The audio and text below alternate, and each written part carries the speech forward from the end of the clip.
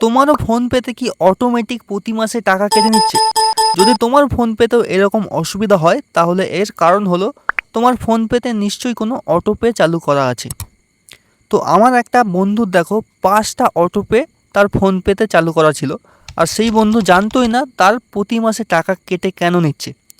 তো তোমার সঙ্গে যদি এরকম হয় তাহলে আজকে এই ভিডিওতে এর পুরো সমস্যার সমাধান করব। আর ভিডিওটা চলো শুরু করা যাক।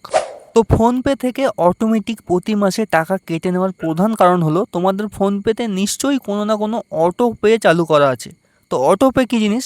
অটো পে হলো এমন জিনিস যেটা তুমি ধরো অজান্তেই হয়ে যায়। ধরো তুমি একটা হটস্টারের সাবস্ক্রিপশন কিনছো অথবা কুকু এফএমের সাবস্ক্রিপশন কিনছো 1 টাকা 2 টাকা দিয়ে, কিন্তু ওইখানে অটো পে চালু হয়ে যায়। অটো পে চালু হয়ে যাওয়ার জন্যই তোমার টাকাটা কিন্তু প্রত্যেক মাসে যখন সাবস্ক্রিপশন শেষ হয়ে যায়, আবার যখন রিনিউ করার সময় হয় তখন আবার কিন্তু অটোপে চালু হয়ে যায়। তো এই অটোপেটাকে বন্ধ করবে কিভাবে?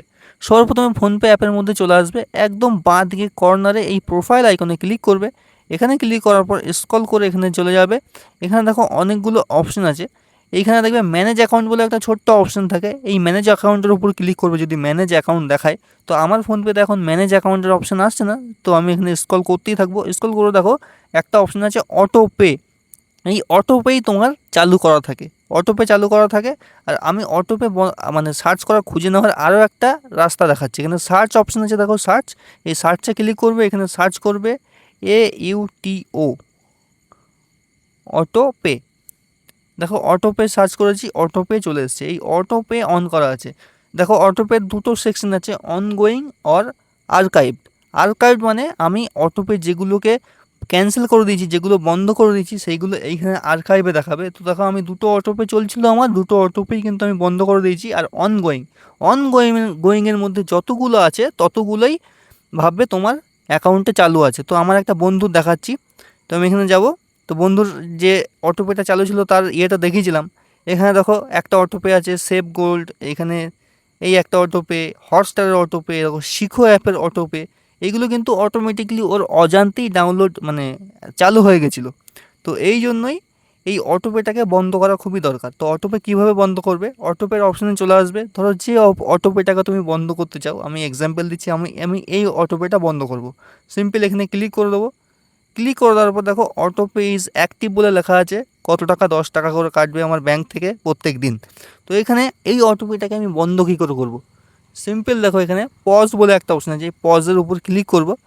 তো পজে ক্লিক করলে তোমাদের সামনে এরকম একটা পেজ আসবে। এরপর লেখা আছে দেখো till end of this week, মানে এই সপ্তাহে কি অটোপেটা বন্ধ করতে চাও তুমি? না, পরে লেখা আছে till end of this month, মানে এই মাসটা বন্ধ থাকবে।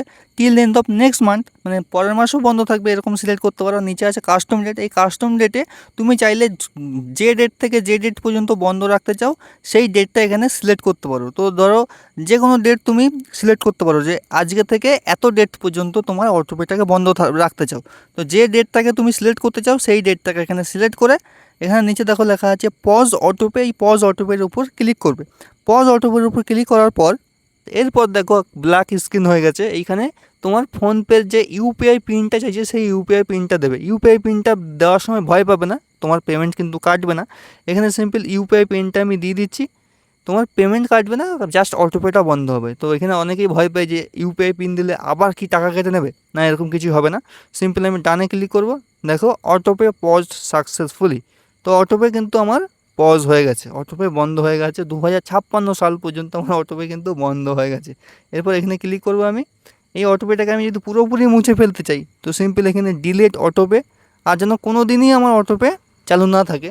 তো এইখানে হলো প্রথমে এখানে পজের অপশানে গেলে তুমি ভাববে যে কত দিনের জন্য পজ করতে চাও। তুমি যদি চাও সারা জীবনের জন্য, লাইফ টাইমের জন্য বন্ধ করে দিই, সিম্পল একদম নিচে যাবে, ডিলিট অটোপেতে ক্লিক করবে। এখন 3-4টে কারণ বলে যায়, 4টে কারণের মধ্যে যে কোনো একটা কারণ সিলেক্ট করে প্রসিডে ক্লিক করবে। ডিলেট এসআইপি করে দিলাম, আমি কনফার্মে ক্লিক করে দিলাম।